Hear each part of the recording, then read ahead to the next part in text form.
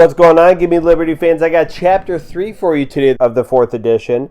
This one will match up with other editions as well. So let's get going. A very fun, exciting, important chapter in APUSH history. All right, let's talk about the Mercantilist System. Holy cow, you have to know what mercantilism is. It is the idea that colonies exist to benefit the mother country. In this case, we're talking about England. So the mother country would seek a positive trade balance. They would want to gain more gold and silver than the colonies. And the colonies would also provide raw materials to make goods in England, and then they would also import finished goods from England and buy them. And enumerated goods are very important in mercantilism, and these are goods that can only be traded on English ships. Things like tobacco and sugar, which would bring lots of money to England. However, colonists would get around these and they would begin to sell them to other countries, and they would do so by smuggling. And mercantilism was reinforced through the Navigation Acts, the idea that you can only trade with Great Britain. So England is able to conquer New Netherland and eventually becomes New York, and the Royal African Company was given a monopoly of the slave trade, and England gained New Netherland from the Dutch in 1664, thus becoming New York. Under English law, married women could not conduct business in their name and inherit property. This was contrary to Dutch law, in which many women were able to do that in New York. Free blacks in New York City faced heavy discrimination. They could not have skilled jobs, which paid a lot more money than unskilled jobs. The Covenant Chain was an agreement between England and Indians that benefited both groups. And we see the Iroquois Nation, and here's the flag for the Iroquois Nation. They sided with the English in attacks on rival tribes in the New York area. However, later they will begin to adapt a policy of neutrality when it came to European countries. So colonists began to demand liberties of Englishmen, including a say in taxation. We're going to see this taxation issue come about very much in the next couple chapters. So what exactly is the Charter of Liberties and Privileges? Well, it's the idea that male property owners and freemen in New York could vote in elections every 3 years. Notice that word, the words property owners. That's going to be instrumental in early American history. In order to vote, you have to own property. And the Charter of Liberties and Privileges also included a trial by jury and religious toleration for Protestants in New York. Now let's jump on down to Carolina. This was originally formed to check Spanish expansion in Florida, and they had a very similar economy to Barbados. You see the development of plantations, and things like rice and sugar will be grown there. And colonists encouraged natives to attack Indians in the Spanish-controlled land. And we have the establishment of the fundamental Constitution of Carolina. What this does is it allows for an elected assembly and religious toleration that were created to attract immigrants from Europe. Remember, England is different from Spain and France because they encourage the migration of a large number of men and women. Please be able to remember that. They had a headright system unlike the Chesapeake, which gave 50 acres of land, but they're giving out 150 acres of land. That's 3 times as much as the Chesapeake. So people are loving this. Rich people in Carolina are all about the headright system. And slavery will become a key component of Carolina because of the cultivation of rice. Okay, let's jump over to Pennsylvania. The Holy Experiment, founded by this dude, William Penn, named after him, Penn's Woods, Pennsylvania. He's a proprietor, so he gets all this land. So he sought to establish religious toleration and peaceful relations with natives. This was a very unique colony because it's one of the few that has religious toleration and peaceful relations with the natives. Pennsylvania became a refuge for Quakers, and we see an elected assembly that was established that allowed suffrage for many and religious toleration. Again, very unique. So let's talk about Quaker liberty. Well, Penn hoped to allow for equality for everyone, and this included women, blacks, and Indians. This makes that colony that much more unique. And Quakers were against slavery. They were some of the first people to actively speak out against slavery in American history. They were also pacifists, which means they did not believe in war. So that was instrumental in the development of positive relations with the natives. There was no established church in Pennsylvania. And immigrants from Western Europe flocked to Pennsylvania because there's lots of cheap land, there's religious toleration, And there was lots of advertising in Europe to come on over. So there was a heavy publicity campaign as well. So let's talk about the origins of slavery. Well, like the Irish and the natives before, Africans in the colonies were viewed negatively. Often they were seen as savages. And the idea of race really emerged in the 17th century. And that's when we also see the emergence of anti-black stereotypes. And this is a continuity that will last throughout pre-Civil War America. You will see a lot of really negative, harsh, just awful stereotypes about African Americans in antebellum America, which means pre-Civil War. So let's talk about slavery in history because it's a little bit different than American slavery. So historically, slavery was different from slavery in America, where in America we see a single owner could own hundreds or thousands of slaves. Children of slaves became slaves as well. That is different in the United States than other parts of world history. And also slavery was based on race. So we really see slavery change in the New World. In the West Indies, most slaves were sent there to the West Indies, more so than any other area. Reasons for the rise of slave labor in the West Indies. Well, there's a large plantation system that emerges with the cultivation of sugar, and that is very arduous work. So they would import Africans to work on these plantations. We also see that indentured servants would refuse to work on these plantations because they hated the work that much. And in many instances, slaves made up a majority of the population. So whites would be vastly outnumbered, and that would lead to strict slave codes by the government and plantation owners. And these would be laws that would restrict slave behavior. Blacks, for instance, in Virginia could not serve in the militia. They did not want to allow them to have weapons.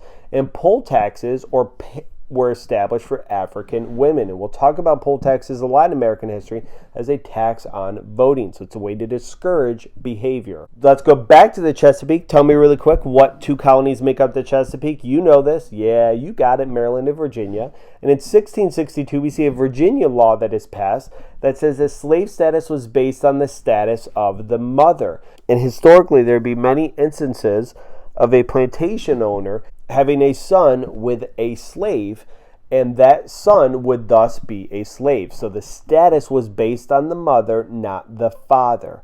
And religion would not alter a slave's status in the Chesapeake. It didn't matter if they converted or anything, they still would be slaves. Let's jump over to Bacon's Rebellion, a hugely important event in the history of colonial America and the history of slavery, a turning point in the history of slavery. So let's set the stage. We have tobacco that's leading to expansion of farmland. We know that tobacco is very profitable. It destroys the land, so after a little while, people have to expand out west. There's people smoking tobacco. They love it. Some people had little option if they wanted farmland, but to farm on the frontier, and that's kind of where Native Americans were living. That would lead to conflict. And in the 1670s in Jamestown, Virginia, many whites lived in poverty. So we're going to enter Bacon, and here he is kind of in the center of this, and he's just wreaking havoc with his rebellion. Settlers sought protection from natives, especially those living on the frontier of Jamestown, and the governor, Berkeley, he refused to provide protection. So Bacon and his followers get together, and they sought reduced taxes and removal of natives. So they rise up against the Virginia government. So Bacon and his followers, they go into Jamestown and they burn it down. So here's Jamestown. Oh my God, it's burning, it's on fire. And Bacon became the temporary ruler, but he gets sick and he dies shortly after. And many of his followers are hanged as a result. So what's the aftermath? Well, we have property qualifications that were brought back for voting. So again, it's really only going to be the rich and wealthy people who are able to pass laws. Taxes were reduced to appease some people. But most importantly, holy cow, if you're ever writing an essay about the history of the growth of slavery, you got to talk about Bacon's Rebellion. As a result of this, we see slavery increase. Plantation owners begin to move away from indentured servants and to slaves because slaves never get their freedom. Very important to know. And we see the emergence of a slave society. In 1705, a Virginia law was passed that said that white supremacy was written into law and slaves were viewed as property. And blacks and whites began to have separate court systems. So we see segregation, strict slave laws, and white supremacy beginning to emerge in the late 17th, early 18th century. Notions of freedom. Slaves would often run away. The most common reason for running away was to be with one's family that was divided up as a result of being sold. And advertisements were taking out newspapers. This is an advertisement from much later, but it was a common theme throughout colonial American history as well. And Virginia changed its laws in the 1660s to avoid slaves claiming freedom, whether it's through religion or other reasons as well. They basically said slaves could not claim freedom ever. Glorious Revolution occurs in England, and this happens in 1688 when Parliament was established as supreme. William and Mary, who are Protestant, Mary is the daughter of James II, they take over from King James II.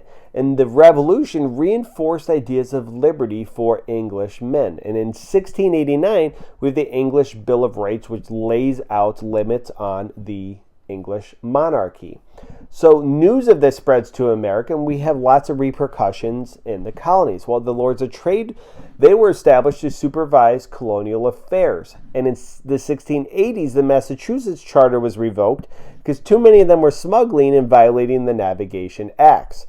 What would turn out to be temporarily was a combination of Connecticut, Plymouth, Massachusetts, New Hampshire, Rhode Island, New York, and Jersey. So it's combining all of them essentially under one colony. And this dude, Sir Edmund Andros, was appointed the ruler. He was very unpopular because he liked to impose taxes without the approval of colonial representatives. Again, there's the idea of taxes that is playing a very large role in making the government unpopular. So in Maryland, we have an uprising, and Andros was eventually jailed in 1689 after the Glorious Revolution news reached America. He actually tries to flee America dressed as a woman. He's caught and thrown in jail. Well, in Maryland, the charter was revoked, and a Protestant-friendly government dominated Maryland. Now remember, Maryland was originally set up to be Catholic. So now the government in Maryland is changing, and there's a more Protestant-friendly one, and Catholics couldn't vote or hold office in Maryland. In New York, we have Leisler's Rebellion, which was the result of the impact of the Glorious Revolution and the fall of Sir Edmund Andros in New York. And Leisler, a German immigrant, he temporarily takes control of the city, and eventually he is captured, overthrown, and executed. And here is government official signing the execution warrant for Leisler. They actually cut up his body parts and put it all over to kind of discourage people from rebelling. It was really a very high tension time in the history of New York. Let's jump on over to New England. Plymouth is going to be absorbed into Massachusetts in 1691, and we'll see property requirements became a factor in voting, not church membership. And the governor was no longer elected by the colonists, but rather appointed by England. And in 1690, we have the English Toleration Act, which says that Protestants could worship freely, and there's a less emphasis on Puritans. And John Winthrop here, he would be very sad because he believed that Puritans were special people. Again, the idea of city upon a hill. So basically, there's a less of a focus on Puritans. In Salem in the late 17th century, we have accusation of witchcraft, and witchcraft and magic really had played a large role in colonial American history. Witchcraft was punishable by death, whether it's through hanging, drowning, or crushing you with giant stones. What just awful ways to die. And women were accused of being witches in Salem, and the women that were accused of being witches in Salem tended to be wealthy or widows with money. So this reflected economic tensions. And there was this widespread panic that ensued in 1691 to 1692 in Salem. 19 individuals total were hanged. And after everything calmed down, people were like, you know what? Maybe we should start to look to science to explain things, to explain uncertainties or phenomenon, instead of just drowning or hanging or crushing people by stones. Might make a little more sense. This diverse population in the colonies. In 1700, 90% of the English colonies was of English origin, and many immigrants in the 18th century came as indentured servants.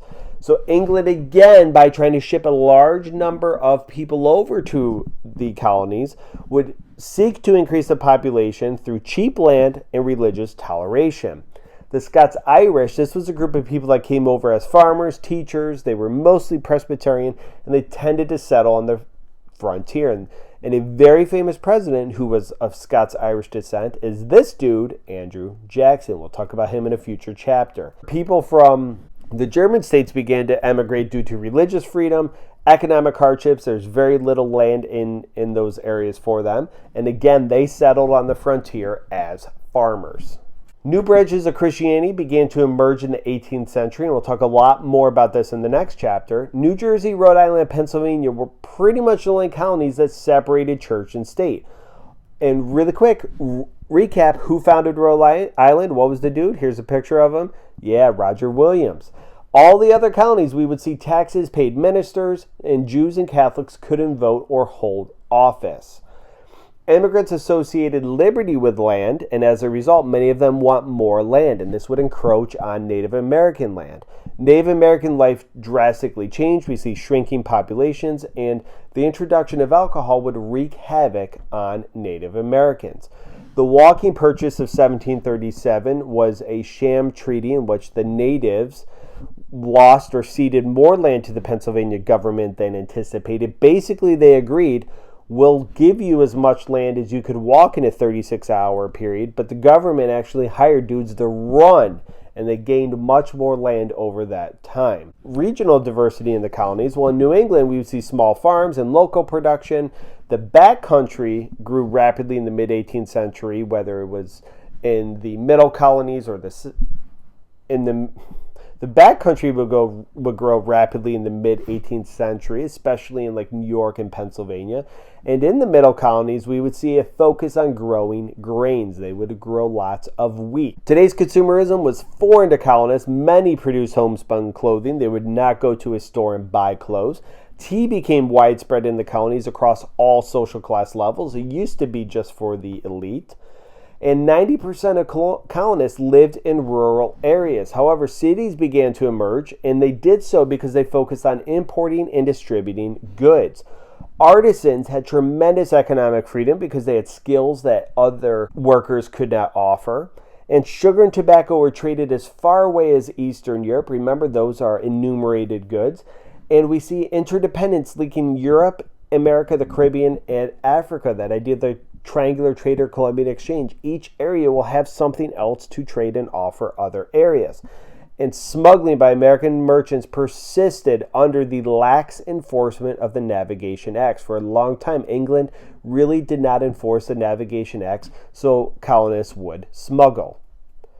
An emerging merchant upper class became very powerful in New England, and the South was dominated by wealthy landowners, specifically those that owned tobacco and rice plantations. These men would dominate politics as well in their colonial governments. Here is a picture from the Virginia House of Burgesses, and most people who were elected officials in there were wealthy plantation owners. Anglicization is a word you should know. That's a process of becoming or acting British. And elite colonists viewed themselves as Englishmen, and they imported fashion and literature from England to act and dress and behave like their British counterparts. In South Carolina, we see that the elite planters were the richest of all the people in the 13 colonies, and there's a huge discrepancy of wealth. Very few people held most of the money, and fashion helped demonstrate one's wealth. So it'd be very important to dress in clothing that demonstrated that you were wealthy. And freedom in South Carolina was defined as freedom from labor. So the richer you are, the less labor you had to do, the more freedom you would be seen as having. New England's population growth grew from reproduction, not as many immigrants as other areas, keep in mind, because there wasn't a lot of religious toleration, and many colonists did not own land. The only hope was moving west. 10% of the population owned 50% of the wealth. That's a pretty big discrepancy. And 2/3 of all free men owned their own land, and that's different from Europe. And families sought land and resisted efforts to have access limited, whether it's by natives, governments, etc. They really clung to their land. Women played an important role in families and in colonial America. They would cook, they would sew, they would churn butter. Anytime I hear churning butter, I think of Bridesmaids. There's a colonial woman. She is churning butter on the plane, on the wing. If you have not seen it, do it. It's a great, great scene. And this helped alleviate poverty in families. And here is a woman churning butter. And they were also expected to be good wives and mothers. This idea of Republican motherhood after the Revolutionary War, which we'll talk about, that women were to raise good children. Primogeniture existed in many colonies. This is the idea that the oldest son would inherit the estate.